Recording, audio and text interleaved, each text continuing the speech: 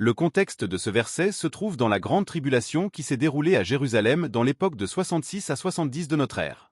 Luc chapitre 21 verset 24 « Ils tomberont sous le tranchant de l'épée et seront emmenés captifs dans toutes les nations. Et Jérusalem sera piétinée par les nations jusqu'à ce que le temps accordé aux nations soit accompli. » Le temps accordé aux nations, ici, c'est le temps de la destruction de Jérusalem. Peut-on mettre un nombre de jours à cette destruction, étant donné qu'elle est passée? On peut dire que c'est de 66 à 70 de notre ère.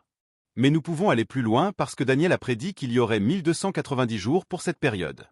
Jésus ne parlait pas pour notre époque, mais nous pouvons voir qu'à notre époque, il y a aussi un nombre de jours conséquent pour ce temps des nations.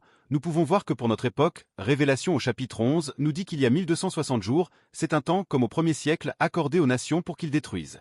Piétine.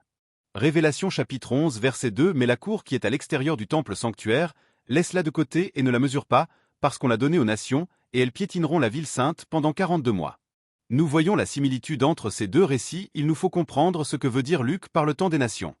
Nous pouvons remarquer que ces deux récits se complètent et nous éclairent sur le moment et la façon dont cela va se passer.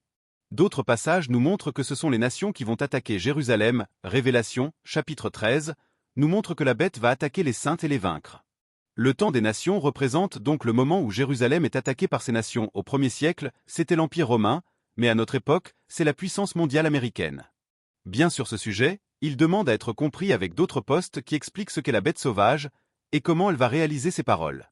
Chaque poste donne une pensée. Mais ce sont les pensées regroupées qui donnent la vision de l'ensemble. Tout est basé uniquement dans la Bible. Je m'appuie seulement sur les versets et leur contexte, comme vous pouvez le voir dans cet exemple.